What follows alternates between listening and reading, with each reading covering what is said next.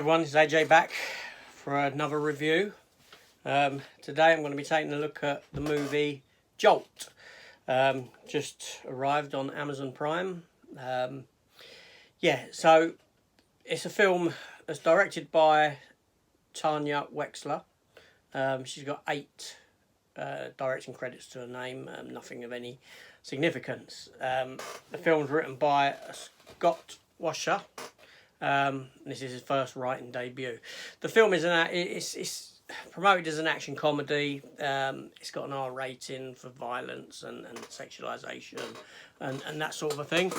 The movie stars Kate Beckinsale as a character called Lindy, Jai Courtney as Justin, Stanley Tucci as Dr.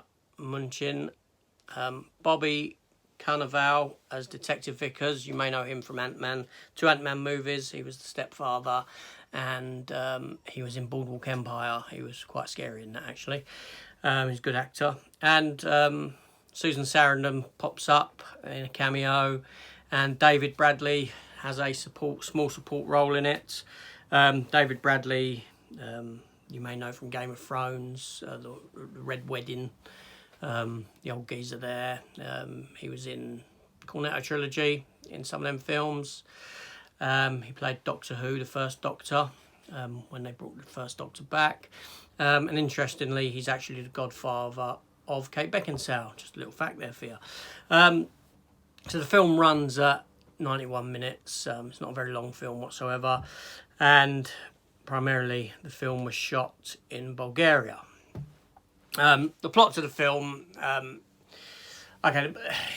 basically Lindy has anger issues, major anger problems, and she's fitted with a vest that electrocutes her via a button that controls her inner anger. Now her anger's to the point that anything annoys her.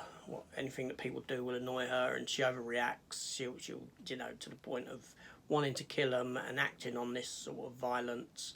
The CIA have tried to use her, blah blah blah blah, all this sort of stuff.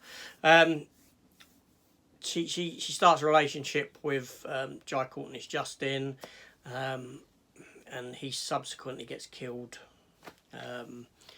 And she goes on like a revenge kick to find out why he's been killed.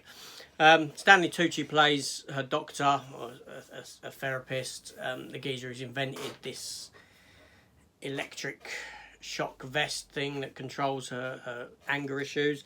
And Bobby Carnival is Detective Vickers. Him, along with his partner, are investigating the murder of Jai Courtney's character,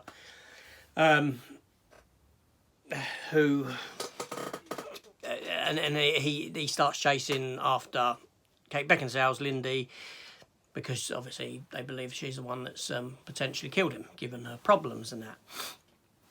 So yeah, so that's the plot. I won't go into too much. I don't want to spoil it. Is the film any good? What is good about the film? Okay, Kate Beckinsale, she's always good. She's whenever she does an actiony type film, Underworld and all that, although they're mediocre movies, she was good in them. She's pretty good in anything she's in. She was great in Serendipity, romantic comedy. She's very good in this. Jai Courtney, I don't particularly like Jai Courtney. He's a bit like Sam Worthington, better off if he sort of disappears, but Hollywood keeps using him. I've not yet seen a role that he's been in that I thought, he's actually pretty good. So Jai Courtney's Jai Courtney. Stanley Tucci's always great in whatever he does. He's a fine actor. He brings a little bit of gravitas to the scenes that he's in. Bobby Carnival, he's very watchable actor as well. Shame he doesn't do more, although he's sort of getting there. So the concept of the film is fine. It does remind me of Crank 2, especially the poster. Very crankish. But to be honest, it's a very throwaway movie. It's for a film that's 91 minutes, which is pretty short. It did drag. I had issues with the pacing. Like I said, the concept was fine, if not something I haven't seen before, but it was very underutilised. As the movie went on, she was interacting. At the beginning of the film, it gives you the impression she can't interact with anyone. You know, but towards the end of the film, you're thinking, well, you're interacting with people, yeah, and you're fine with them. I don't know if that's meant to be a development, growth of the character, which you never got a feel for, or whether it's just bad writing. I'd probably say the latter. The film makes mistakes. I will spoil it from here out, and the plot will be spoiled. So if you don't want to know, I suggest to switch off. But basically, Jai Courtney's character is killed off about 20 minutes in, off screen. So we all know what that means. If your character's killed off screen, you don't see the death, you don't see a body, you know that character's not dead and he's going to be popping back up later on. So it was no big surprise when he did. I won't go into, you know, the background of what's to come with that, but yeah, it was quite predictable in that sense. Yeah, I don't know. The trailer looked good. I'll give it that. But yeah, I felt like I'd seen it all before, and I felt like it was a wasted opportunity.